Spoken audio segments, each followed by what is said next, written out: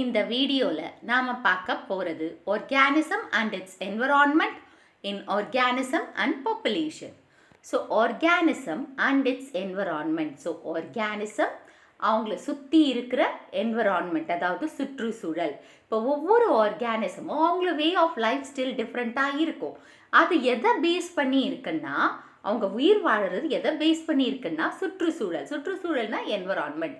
So இங்கே படிக்கிறேன் பாருங்க. Every living organism has its own specific surrounding medium or environment with which it continuously interact and develops suitable adaptation for survival there. அதாவது அவங்க இருக்கிற இடத்துக்கு ஏற்ற மாதிரி அவங்க அந்த சரௌண்டிங்ஸ்க்கு அதாவது இருக்கிற இடமும் இல்லை சரௌண்டிங்ஸ் ரெண்டுமே ஒன்று தான், அதுக்கேற்ற மாதிரி அடாப்டேஷன்ஸை டெவலப் பண்ணி உயிர் வாழறாங்க. இப்போ பென்குயின் எடுத்துக்கோங்க, அவங்க இந்த ஐஸ் அந்த பனி அதிகமாக இருக்கிற இடத்துல இருக்கிறாங்க. ஸோ அதுக்கேற்ற அடாப்டேஷன்ஸை அவங்க வச்சுக்கிட்டு அவங்க அங்கே உயிர் வாழறாங்க. ஓகேவா? So environment is a collective term which includes the different conditions in which an organism lives or is present. So environment என்றது ஒரு கலெக்டிவ் டேர்ம், அதாவது எல்லா கண்டிஷன்ஸும் அதுக்குள்ள அடக்கி இருக்கு. அந்த அடக்கி இருக்கிற அதாவது அதுக்குள்ள வச்சிட்ருக்கு. ஸோ அது ஒரு ஆர்கானிசம் லிவ்ஸ், அதாவது ஒரு ஆர்கானிசம் வாழறதுக்கு யூஸ்ஃபுல்லாக இருக்கு. So the common influencing factors in any environment. So காமனாக இன்ஃப்ளூயன்சிங் ஃபேக்டர்ஸ் பார்த்தீங்கன்னா light, temperature, pressure, water, salinity, இது எல்லாத்தையும் ஒன்றா சேர்த்து சொல்லணும்னா abiotic components. So environment are variable and dynamic. So change ஆகிட்டே இருக்குது and they are in functional too. So temperature change ஆகுது, லைட் சேஞ்ச் ஆகுது, டயூர்னல் அண்ட் சீசனல். ஸோ டயூர்னல்னா டே லைட் சேஞ்சஸ் ஆகுது இல்லையா, as per the season. So ஒரு சீசனில் டே லாங்காக இருக்கும், ஒரு சீசனில் டே ஷார்ட்டாக இருக்கும், நைட் லாங்காக இருக்கும். ஸோ அந்த மாதிரி சேஞ்சஸ் இருக்கும். For example I'm saying that. So அப்புறமா ஆர்கானிசத்தோட growth, distribution, number, behaviour and reproduction. So இதெல்லாம் கூட one type of factors.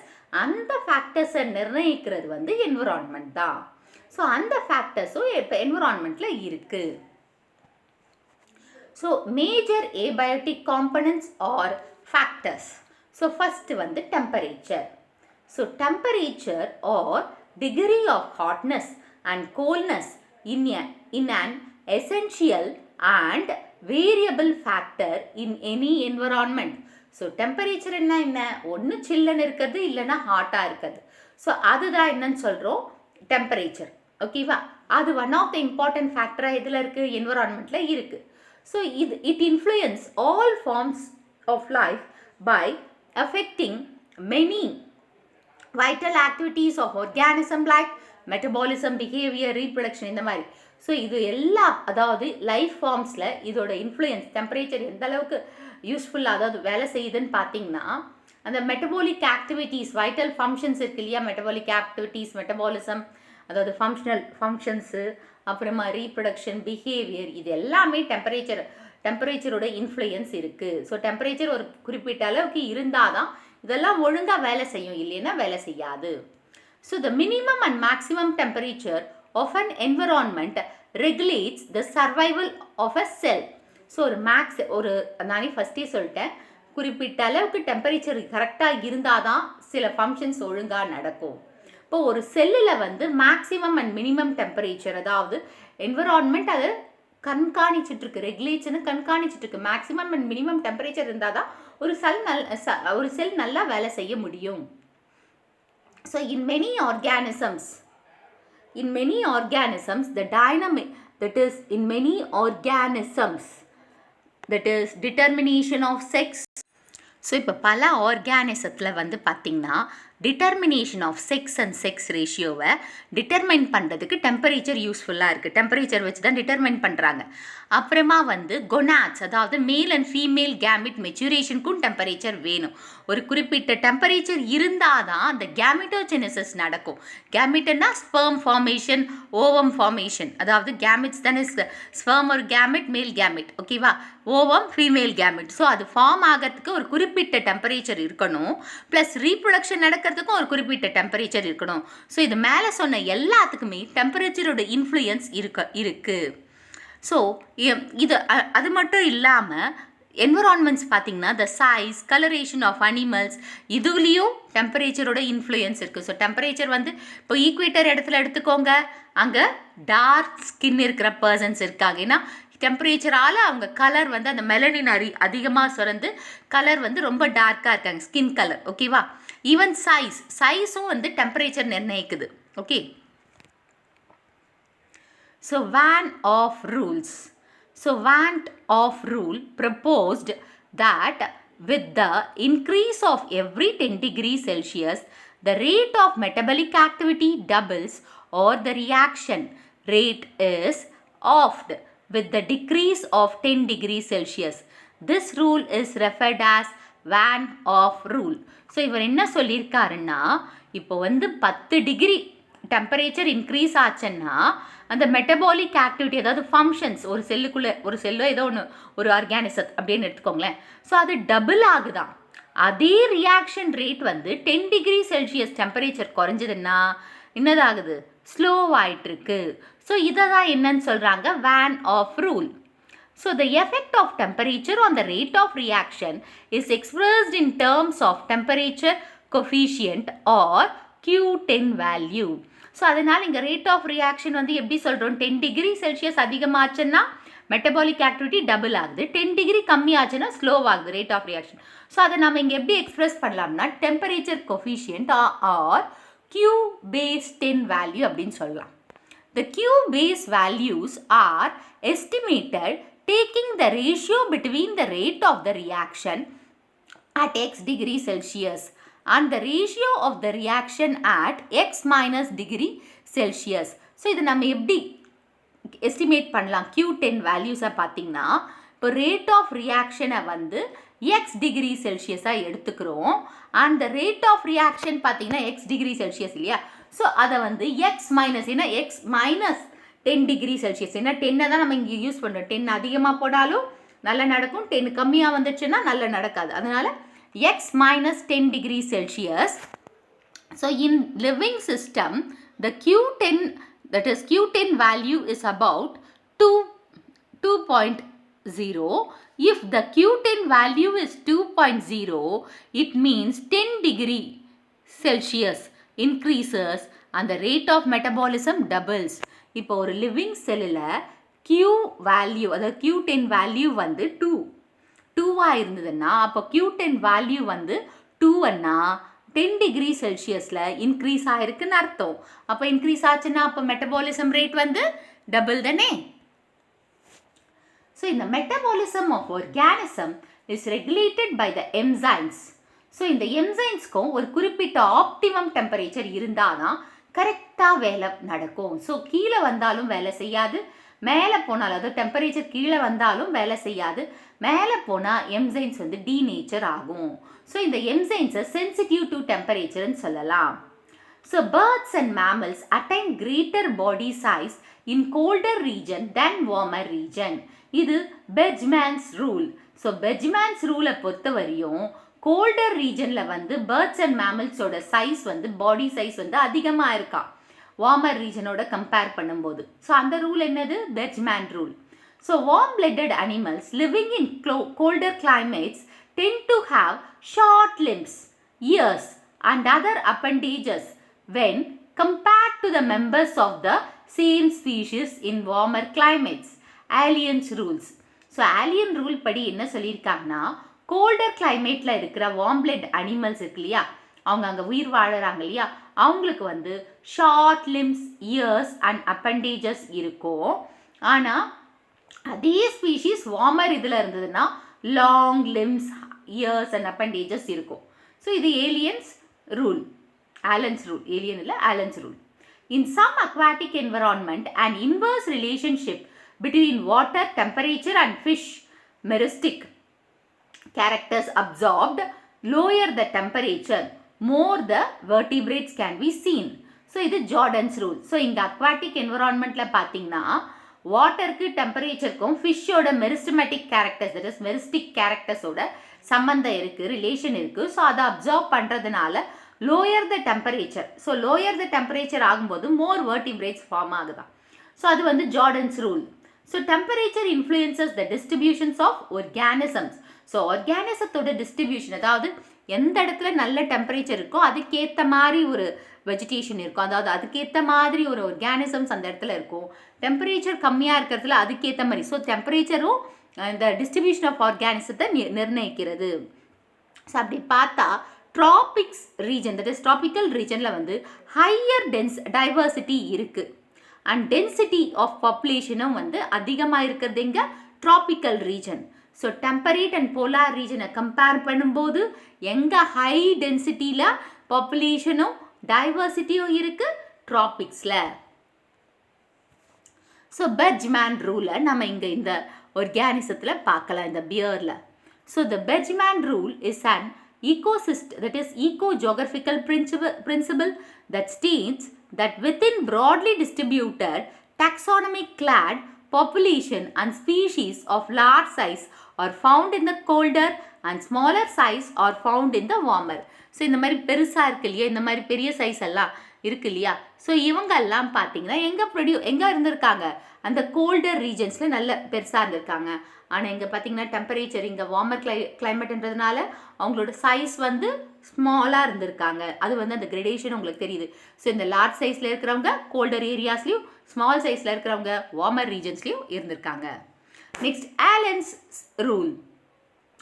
From the northern arctic here, that is L. arcticus, through the most southern desertly jackrabbit, L. alien, hairs shows the progressive longer extremity, that is legs and ears, and leaner bodies. So இங்க வந்து longer legsum earsum, so based on it. So இங்க longer legs, இங்க வந்து shorter legs and shorter ears. So அதுதான் Lepus arcticus, Lepus americanus and Lepus californicus and Lepus alleni. So இந்த variation தான் Allen ரூலில் சொல்லியிருக்காங்க. Adaptations to the temperatures. So survival of the species and organisms. இப்போ ஒரு உயிரினம் வாழணும்னா அதுக்கு டெம்பரேச்சர் ரொம்ப ரொம்ப முக்கியம். ஸோ அந்த பர்டிகுலர் டெம்பரேச்சரை அடாப்ட் பண்ணணும் இந்த ஆர்கானிசம்ஸ். ஸோ ஆர்கானிசம் சர்வைவ் பண்ணுறதுக்கு ஒரு வைட் ரேஞ்ச் ஆஃப் டெம்பரேச்சர் இருக்குது. ஸோ அந்த டெம்பரேச்சரை வந்து அந்த ஆர்கானிசம் அக்செப்ட் பண்ணுச்சுன்னா அது eurytherms. Example dog, cat, tiger, humans, இவங்க எல்லாமே யூரிதெர்ம்ஸ் தான், யூரிதெர்ம்ஸ் ஆர்கானிசம்ஸ் தான். So eurytherms can be an evolutionary advantage. So evolutionary அட்வான்டேஜாக இருக்கிறதும், அதாவது ஒரு இம்பார்ட்டன்ட் பாயிண்ட், ஒரு அட்வான்டேஜ், இது நம்மளுக்கு வந்து ஒரு advantage eurytherm. So adaptations to the colder temperatures are seen as essential for the survival of the species during ice ages. So ice ages இருந்த போது அப்போ கோல்டு கிளைமேட்டாக இருந்திருக்கலாம் பார்த்தீங்களா. ஸோ அந்த கோல்டு கிளைமேட் டெம்பரேச்சர், அதாவது கோல்டு டெம்பரேச்சருக்கும் அடாப்ட் ஆகிருக்கணும். In addition, the ability to survive in a wide range of temperature increases a species' ability to inhabit other areas, an advantage for natural selection. So இப்போ இந்த wide range of temperature accept பண்ணுறாங்க இல்லையா, variations temperature. So அதை accept பண்ணும்போது அந்த ஒரு particular ஸ்பீஷீஸோட adapt ஆகுறாங்க. ஸோ இது ஒரு தட் இஸ் அடாப்டேஷன் கூட. ஏன்னா அந்த இடத்துக்கு அடாப்ட் ஆகும்போது இது ஒரு ஒன் ஆஃப் த அட்வான்டேஜாகவும் இருக்காங்க. ஸோ இதனால அந்த ஸ்பீஷீஸ் அந்த பர்டிகுலர் டெம்பரேச்சருக்கு ஏற்ற மாதிரி அவங்களோட பாப்புலேஷனை இன்க்ரீஸ் பண்ணுறதுக்கும் யூஸ்ஃபுல்லாக இருக்குது. ஸோ இது வந்து பார்த்திங்கன்னா one of the advantage of natural selection. ஏன்னா இருக்கிற இடத்துல அவங்க உயிர் வாழ ஆரம்பிச்சிட்டாங்க, அவங்க அடாப்ட் ஆகிட்டாங்க. ஸோ அப்போ நேச்சுரலாக they are got selected. So eutherms is an aspect of thermoregulation in organisms. So euthermy, அதாவது யூரிதெர்மினா டெம்பரேச்சர் அடாப்ட் பண்ணிட்டு இருக்கிறது இல்லையா. ஸோ அந்த டெம்பரேச்சரை ஏற்றுக்கிறது, அது வந்து நம்ம பாடியில் தெர்மோ ரெகுலேஷன், ஒவ்வொரு ஆர்கானிசத்துலேயும் ஒன் ஆஃப் த பாயிண்ட் தெர்மோ ரெகுலேஷனை கண்காணிச்சுட்டு இருக்குது, அது கரெக்டாக மெயின்டைன் பண்ணிகிட்ருக்கு டெம்பரேச்சரை. So those organisms which can tolerate only a narrow range of temperature are called stenotherms. Fishes, frogs, lizards and snakes. அதாவது இப்போ சில ஆர்கானிசம்ஸ் இருக்காங்க இல்லையா, இப்போ யூரிதெர்ம்ஸ்னால் எப்படிப்பட்ட டெம்பரேச்சர் எவ்வளோ வந்தாலும் தாக்கு பிடிப்பாங்க. ஆனால் இந்த ஸ்டெனோ வந்து ஒரு குறிப்பிட்ட டெம்பரேச்சரை மட்டும்தான் தாங்கு பிடிப்பாங்க. அது வந்து ஸ்டெனோதெர்ம்ஸ். ஸோ ஃபிஷ்ஷஸ், ஃப்ராக்ஸ், லிசர்ட்ஸ் இதெல்லாம் வந்து ஒரு குறிப்பிட்ட டெம்பரேச்சருக்கு மேலே போனாங்கன்னா அவங்களால உயிர் வாழ முடியாது. Over the course of time, by evolution, animals of different ecological habitats have developed different variations and adaptations to the temperature changes. இப்போ வந்து அந்த டைமுக்கு ஏற்ற மாதிரி ஒவ்வொரு டைமில் ஒவ்வொரு மாதிரி ஆகுது இல்லையா? ஸோ டெம்பரேச்சர் சேஞ்ச் ஆகிட்டே இருக்கும். ஸோ அதுக்கேற்ற மாதிரி அனிமல்ஸ் அடாப்ட் ஆகிட்டே வருது. அதுக்கேற்ற மாதிரி அவங்களோட வாழ்விடத்தையும் அமைச்சுக்குது. It enabled them to survive in different habitats and developed niches. In case of extreme temperature, organisms have adapted by following heat resistance spores, cyst அந்த மாதிரி ஸ்போர்ஸையும், அதாவது அவங்க உயிர் வாழறதுக்கு தேவையான அந்த அடாப்டேஷன்ஸை உருவாக்குறாங்க. அதுக்கு பேர் வந்து நிச்சஸ் மாதிரி எந்த இடத்துல ஹேபிடேட், அதாவது வீடு கட்டிக்கலாம். இப்போ வந்து கரையோரமாக வீடு கட்டிக்கலாம், ஏன்னா அது நல்லா காற்று கிடைக்கும், வாட்டர் கிடைக்கும். ஸோ அந்த மாதிரி ஏரியாஸை நம்ம நிச்சன்னு சொல்லலாம். ஓகே, அந்த மாதிரி ஏரியாஸ்குள்ளே அந்த ஃபார் எக்ஸாம்பிள் தான் சொல்கிறேன் நிச்சஸ். ஸோ அங்கே வந்து நெக்ஸ்ட் எக்ஸ்ட்ரீம் டெம்பரேச்சர் வரும்போது நம்ம அடாப்ட் ஆகிக்கணும், அதை ரெசிஸ்ட் பண்ணணும், அந்த ஹீட்டை ரெசிஸ்ட் பண்ணி உயிர் வாழணும். ஸோ அப்படி பார்த்தீங்கன்னா ஸ்போர்ஸ், சிஸ்ட், அதாவது என்டமிபால cyst formation, spore formation, antifreeze proteins, arctic ஃபிஷ்ஷஸில் ஆன்டி ஃப்ரீஸ் ப்ரோட்டீன்ஸ் இருக்குது. ஸோ அந்த மாதிரி அதுக்கேற்ற மாதிரி அங்கே இருக்கிற சூழ்நிலைக்கு ஏற்ற மாதிரி தன்னோட பாடியில் சம் ஆஃப் த சப்ஸ்டன்ஸை க்ரியேட் பண்ணி வச்சுக்கணும். ஹைபர்னேஷன்னா வின்டர் ஸ்லீப், ஏஸ்டிவேஷன்னா சம்மர் ஸ்லீப். இது ரெண்டுமே ரொம்ப யூஸ்ஃபுல். ஏன்னா எக்ஸ்ட்ரீம் சில அனிமல்ஸால் எக்ஸ்ட்ரீம் வின்டரையும் எக்ஸ்ட்ரீம் சம்மரையும் சமாளிக்க முடியாது. அப்போ அந்த அனிமல்ஸ் வந்து ஹைபர்னேஷன் அண்ட் ஏஸ்டிவேஷனுக்கு போயிடுவாங்க. So in certain condition, migration is an inappropriate adaptation to overcome extreme temperatures and resultant water and food scarcity. So migration one of the reason, அதாவது over temperature, அதாவது சில animals வந்து தூங்குவாங்க, escape ஆவாங்க, winter sleep and summer sleep. சில animals என்ன பண்ணும், அந்த இடத்துல இருக்க முடியாமல் வேறு இடத்துல போயிடுவாங்க. ஓகே, ஃபுட் அண்ட் வாட்டருக்காக ஸ்கேர்சிட்டி அதிகமாக இருக்கிறதுனால மைக்ரேட் ஆகிடுவாங்க. ஸோ இதுதான் வந்து பார்த்திங்கன்னா இது ஒரு நேரோ ரேஞ்சில், இந்த ஆப்டிமம் இதுக்கு மேலே போச்சுன்னா அவங்களால உயிர் வாழ முடியாது. இது ஸ்டெனோதெர்ம்ஸ். அதே மாதிரி இங்கே மேக்ஸிமமில் போகும்போதும் இது ஸ்டெனோதெர்ம். ஆனால் யூரிதெர்ம்ஸில் பாருங்கள் வைட் ரேஞ்ச், அதாவது எவ்வளோ பெருசாக போட்டிருக்கோம் அந்த ஆர்க்கு, வைட் ரேஞ்சாக போட்டிருக்கோம் இல்லையா? ஸோ அப்போது மினிமம் அண்ட் மேக்ஸிமம், அதாவது டெம்பரேச்சர் வந்து இந்த இடத்துல இருக்கிறது வந்து ஆப்டிமம் இங்கே இடத்துல தான். ஸோ இந்த பக்கம் மேக்ஸிமமும் மினிமமும் இருக்குது. Next light. ஸோ லைட்டும் ஒரு important abiotic factor. So ecologically லைட்டோட குவாலிட்டியாக பேஸ் பண்ணியிருக்கு. ஸோ லைட்டில் வந்து quality, intensity and duration of light, அப்புறம் வந்து growth, pigmentation, migration and reproduction, இது எல்லாத்துக்குமே லைட்டு தேவை. ஸோ லைட்டோட இன்டென்சிட்டி அண்ட் ஃப்ரீக்வன்சி ஆஃப் லைட்டை வச்சு சில மெட்டபாலிக் ஆக்டிவிட்டி நடக்குது. ஸோ இப்போ வந்து யூவி ரேஸ், அதாவது யூவி ரேஸ் இருக்கு இல்லையா, யூவி ரேஸ் அது வந்து ஜீன் மியூட்டேஷன் நடக்க காரணமாக இருக்குது சில ஆர்கானிசத்தில். நெக்ஸ்ட் லைட் வந்து விஷன், இப்போ வெளிச்சமாக இருந்தால் நம்ம கண்ணு நல்லா தெரியும். ஸோ விஷனுக்கும் ரெஸ்பான்சிபிள் ரொம்ப ரொம்ப இம்பார்ட்டண்ட்டான ஒன்று வந்து லைட்டு. இப்போ வந்து பார்த்திங்கன்னா இந்த புவர்லி டெவலப்ட் ஒரு ஆப்சன்ஸ் ஆஃப் ஐஸ், இப்போ வந்து கேவ்லலாம் இருக்காங்களே, கேவில் அப்புறமா அந்த தோண்டி மண்ணு தோண்டி மண்ணுக்குள்ளே இருக்காங்களே, டுவெல்லிங்ஸ் ஆர்கானிசம்ஸ்னு சொல்லுவாங்க, கேவ் டுவெல்லிங் ஆர்கானிசம். ஸோ அவங்களில் பார்த்திங்கன்னா ஐஸ் வந்து புவர்லி டெவலப், ஏன்னா அங்கே லைட் இல்லை, ஏன்னா அவங்க வந்து இதுக்குள்ளே, அதாவது மண்ணுக்குள்ளே வாழறாங்க. ஸோ அவங்களுக்கு கண்ணு தேவை இல்லை. ஸோ அப்போது வெளிச்சத்துக்கு காரணம் கண்ணு இருக்கணும். ஓகேவா? ஸோ அந்த வெளிச்சத்தினால தான் நம்மளுக்கு கண்ணே உருவாச்சுன்ற மாதிரி இங்கே சொல்கிறாங்க. Next diapause is also influenced by light in animals. So இது வந்து இது டைபாஸ்ன்றது இது ஒரு, ஸோ டைபாஸ்ன்னா டெம்பரவரியாக பாஸ் பண்ணி வைக்கிறது, ஒரு ஆர்கானிசத்தோட க்ரோத்தோ இல்லை ரீப்ரொடக்ஷனையோ டெம்பரவரியாக பாஸ் பண்ணி வைக்கிறது, அது லைட்டால் முடியும் சில அனிமல்ஸில். இப்போ பேர்ட்ஸோட கொனாட்ஸ் வந்து ஆக்டிவாக இருக்காங்க எப்போன்னு பார்த்தீங்கன்னா சம்மரில், ஏன்னா அப்போ லைட் வந்து அதிகமாக கிடைக்கும்.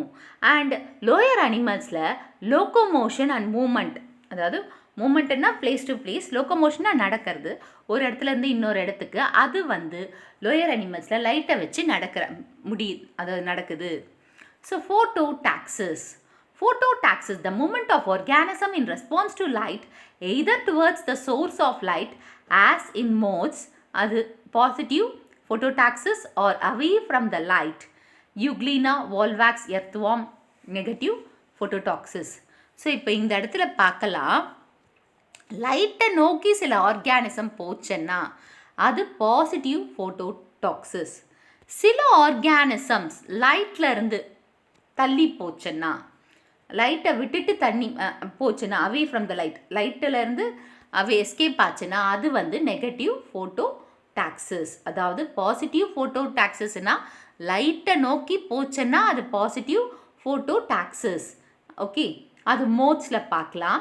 லைட்டை விட்டு அவே தள்ளி போச்சுன்னா அது negative phototaxis. Euglena, Volvax, earthworm. இது 2 மார்க்கில் கேட்கலாம். ஃபோட்டோட்ராபிசம். ஸோ லைட்டை நோக்கி அவங்க வந்து ஆர்கானிசம் மூவ், அதாவது ரெஸ்பான்ஸ் ஆஃப் லைட்டுக்கு ஏற்ற மாதிரி மூவ் ஆகுது. ஸோ இப்போ இதை நினச்சிக்கோங்க, இப்போ வந்து இந்த செடியை நம்ம ஒரு ரூம்குள்ளே வச்சுருக்கோம். அந்த சன்லைட் பகுதியிலே இங்கே வந்து இங்கே ஒரு ஜன்னல் இருக்குது. அந்த ஜன்னல் வழியே இந்த சன்லைட் வருது. ஸோ அப்போ அந்த செடி வந்து அந்த லைட் எந்த பக்கம் வருதோ அந்த பக்கம் பெண்டாகி போகும். ஸோ அதுதான் வந்து ஃபோட்டோட்ராபிசம். அதாவது லைட்டை நோக்கி அதோட மூமெண்ட் இருக்கிறதுனால அது phototropism. Next ஃபோட்டோகைனன்சஸ்.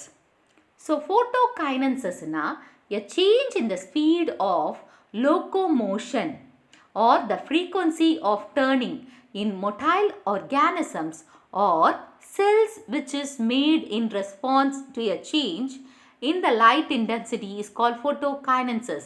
It involves undirected random movement in response to light. இப்போ லைட் பட்ட உடனே ஒரு ஆர்கானிசத்தில் மூமெண்ட் ஏற்படும் வித்தின் அ சடன். ஸோ லைட்டால் அந்த சேஞ்சஸ் நடக்கிறதுனால ஒரு செல்லுக்குள்ளே, அதுதான் photokinesis. So next water. So water நம்மளுக்கு எவ்வளோ முக்கியம் தெரியும். நம்ம உலகத்தில் ஒவ்வொரு உயிரினமுக்கும் வாட்டர் ரொம்ப ரொம்ப இம்பார்ட்டண்ட். ஸோ வாட்டர் இல்லாமல் எந்த ஒரு உயிரினமும் உயிர் வாழ முடியாது இந்த பூமியில். ஸோ சீ வாட்டர் தான் அதாவது நிறைய இந்த பிகினிங் அந்த எர்த்து உருவாகும் போது சீ வாட்டர் தான் நிறைய இருந்தது. So 3/4 of the earth surface வந்து வாட்டரால் கவர் ஆகியிருந்தது. அதுக்கு பேர் வந்து ஹைட்ரோஸ்பியர்னு இருந்தது. இப்போ இந்த வாட்டர் வந்து 3 ஸ்டேஜஸில் இருக்குது. 3 stage: gaseous, liquid and solid. So இதில் 2 types of water on earth இருக்குது: fresh water and salt water. And சால்ட்டை பேஸ் பண்ணி இது டிசால்வ்டு சால்ட்ஸ், அதாவது வாட்டரில் டிசால்வ் பண்ணுற சால்ட்ஸை பேஸ் பண்ணி வாட்டரை திரும்பவும் பிரிக்கலாம்: hard water and soft water. So hardness வந்து பாய்லிங் டைமில் ரிமூவ் பண்ணிட்டோம்னா அது டெம்ப்ரவரி ஹார்ட் வாட்டர். பாய்லிங் பண்ணியும் ரிமூவ் பண்ணலன்னா அது permanent hard water. So essential properties of water. So water தான் பீடோஜெனிசிஸ், அதாவது சாயில் ஃபார்மேஷனுக்கு ஹெல்ப்ஃபுல்லாக இருக்குது. இப்போ வந்து பார்த்திங்கன்னா ஃப்ளட் வருது, அடிச்சிட்டு வருது, மழை பெய்யும்போது தண்ணி அடிச்சிட்டு வரும்போது சாயிலோடு வருது. அந்த சாயில் வந்து எங்கே போய் நிற்கிதோ அந்த இடத்துல நின்றுட்டு போயிடும். ஸோ அப்போ அது தானே ஃபார்ம் பண்ணுது. ஸோ பீடோஜெனிசிஸ், சாயிலை ஃபார்ம் பண்ணுறது யாரும் வாட்டர். ஸோ இது வந்து செவ்ரல் மீடியம், அதாவது டிஃப்ரெண்ட் ஈகோசிஸ்டத்துக்கு மீடியமாக இருக்குது. ஸோ இந்த தண்ணி இல்லாமல் எந்த உயிரினமும் வாழாதுன்னு சொன்னோம். ஸோ இதை வந்து மீடியமாக வச்சு தான் ஒவ்வொரு ஈகோசிஸ்டமும் உருவாகியிருக்கு. இது ஒரு மீடியம் ஏன்னா ஒவ்வொரு ஈகோசிஸ்டமும் தண்ணி இருந்தால் தான் உயிர் வாழ முடியும் அங்கே இருக்கிற ஆர்கானிக். ஸோ அதனால் இதை ஒரு மீடியம் சொல்கிறோம். அட்மாஸ்பியரில் மாய்ஸ்சர் இருக்கு இல்லையா? ஸோ மாய்ஸ்சர் ஃபார்மில் இருக்கிறது வாட்டர் அட்மாஸ்பியரில். ஸோ இது வந்து லித்தோஸ்பியரோட அவுட்டர் சர்ஃபேஸில் இருக்குது, தட் இஸ் அவுட்டர் லேயரில் இருக்குது.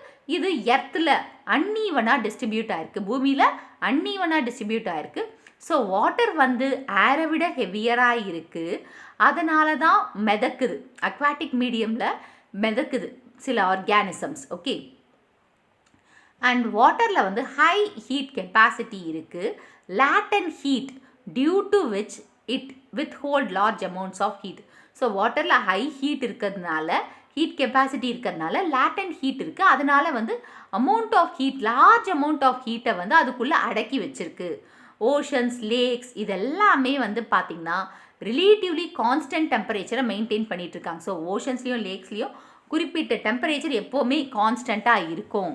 ஸோ இது வந்து ஒரு தெர்மோஸ்டேபிள், அதாவது பயோஸ்பியரை ஒரு தெர்மோஸ்டேபிளாக வச்சிருக்கிறதுக்கு வாட்டர் ரொம்ப யூஸ்ஃபுல்லாக இருக்குது. ஸோ வாட்டர் வந்து ஃபிசிக்கலி யூனிக், அதாவது ஒரு யூனிக்னா என்ன, டிஃப்ரெண்ட், ஃபிசிக்கலி டிஃப்ரெண்ட். ஆனால் dense as solid. ஸோ லிக்விடாக இருக்குது, சாலிட் தான் இருக்குது, dense as solid than as a liquid. So denser பார்த்திங்கன்னா சாலிட் மாதிரி இருக்குது, ஆனால் liquid compared to the liquid ice கண்டிஷனில் இருக்கும்போது டென்ஸாக இருக்குது லிக்விடாக இருக்கிறத விட. ஓகேவா? ஸோ இப்போ வாட்டர் வந்து 0 டிகிரி செல்சியஸில் ஃப்ரீஸ் ஆகிடுமா, கண்ட்ராக்ட் ஆகிடுமா? அதுவே வந்து டெம்பரேச்சர் கொடுத்த உடனே அந்த ஐஸ் வந்து மெல்ட் ஆகிடும். Okay, so maximum density of liquid occurs at 4 degree Celsius. So வாட்டரோட மேக்ஸிமம் டென்சிட்டி லிக்விட் வாட்டர் வந்து 4 டிகிரி செல்சியஸில் வருது. அண்ட் அதுக்கப்புறமும் எக்ஸ்பேண்ட் ஆகும். ஸோ நெக்ஸ்ட் ஒன் வந்து இப்போ ஐஸ் வந்து ஃப்ளோட் ஆகுது, வாட்டர் பாடிஸ் டாப்பில் ஃப்ளோட், அதாவது ஐஸ் வந்து float on the top of the water பாடிஸில் ஃப்ளோட் ஆகிட்டுருக்கு. ஸோ இப்போ வந்து இந்த வாட்டர் பாடிஸ் வந்து ஃப்ரீஸ் ஆகுது. ஓகே, சர்ஃபேஸில் ஃப்ரீஸ் ஆகுது.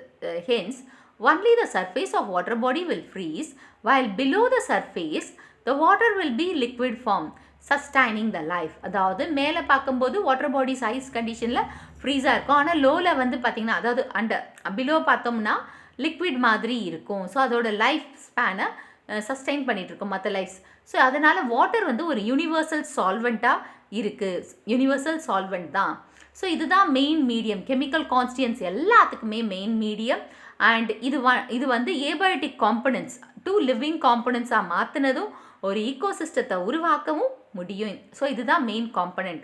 ஸோ வாட்டருக்கு வந்து ஹை சர்ஃபேஸ் டென்ஷன் இருக்குது. ஸோ இது வந்து போலன், டஸ்ட், வாட்டர் ஸ்ட்ரைடர்ஸ், இது எல்லாமே வந்து வாட்டரோட சர்ஃபேஸ் ஆஃப் த பாடியில் வந்து மிதக்கும்.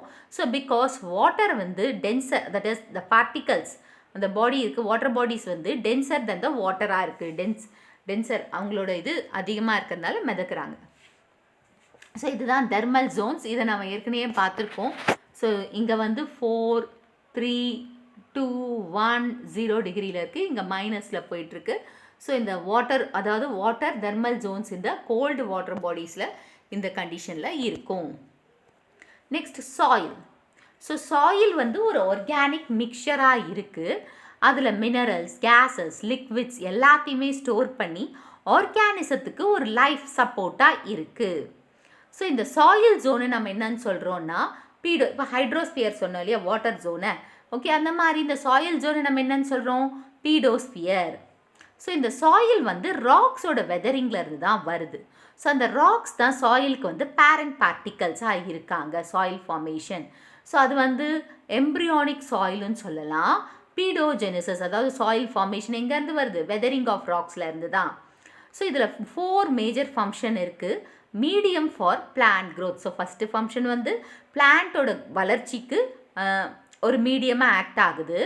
அண்ட் வாட்டரை ஸ்டோர் பண்ணி பியூரிஃபையும் பண்ணுது. நெக்ஸ்ட்டு எர்த் அட்மாஸ்பியரை மாடிஃபை பண்ணி வச்சிட்ருக்கு, மாடிஃபையர் ஆஃப் த எர்த் அட்மாஸ்பியரை அப்பப்போ மாற்றிட்டுருக்கு.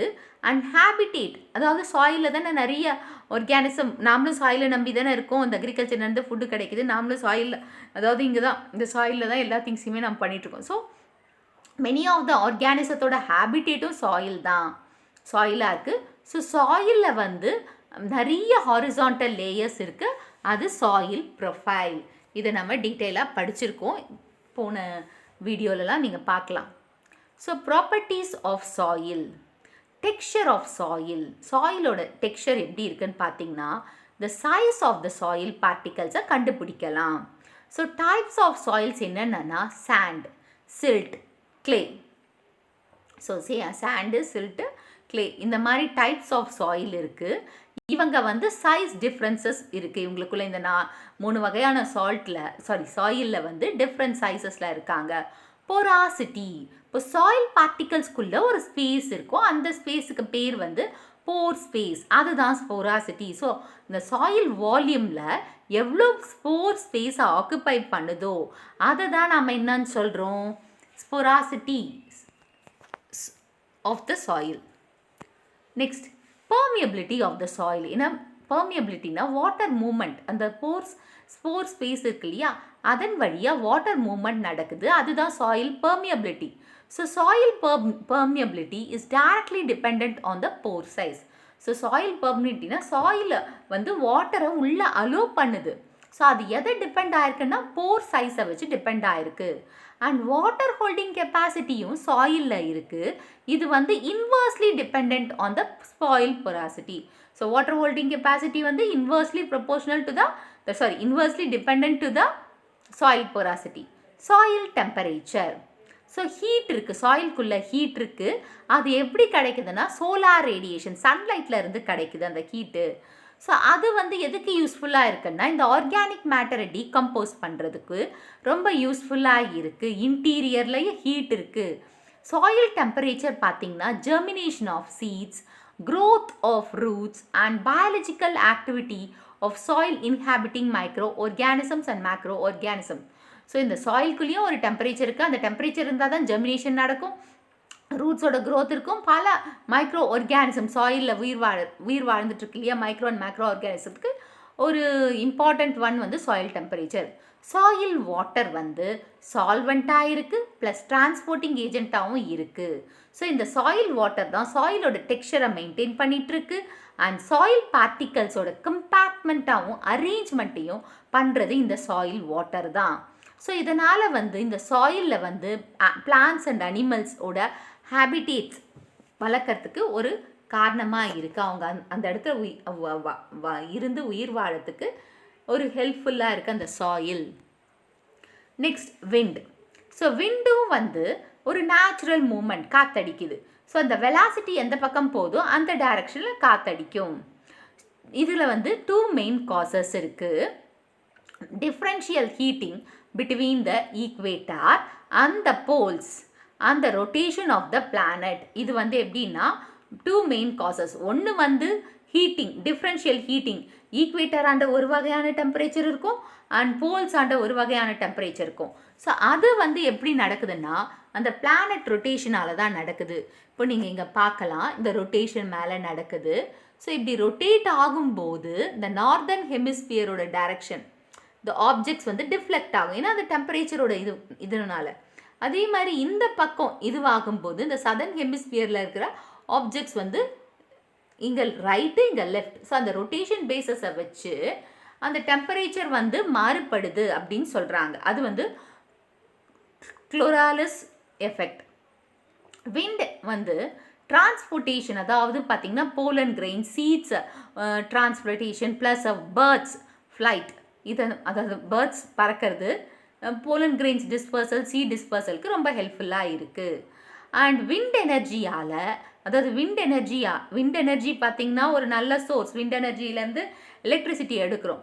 ரெண்டாவது சாயில் எரோஷனையை உருவாக்குறது இந்த விண்டு தான். ஸோ இந்த விண்டு ஸ்பீடை நாம் மெஷர் பண்ணுற இன்ஸ்ட்ருமெண்ட் வந்து அனிமோமீட்டர். ஸோ நெக்ஸ்ட் ஹியூமிடிட்டின்னா ஈரப்பதம். இது நம்மளுக்கு கண்ணுக்கு தெரியாத ஒரு இன்விசிபிள் வேப்பராக அட்மாஸ்பியரில் இருக்குது, அதுதான் ஹியூமிடிட்டி. ஸோ இதை வந்து absolute humidity, relative humidity and specific ஹியூமிடிட்டின்னு சொல்லலாம்.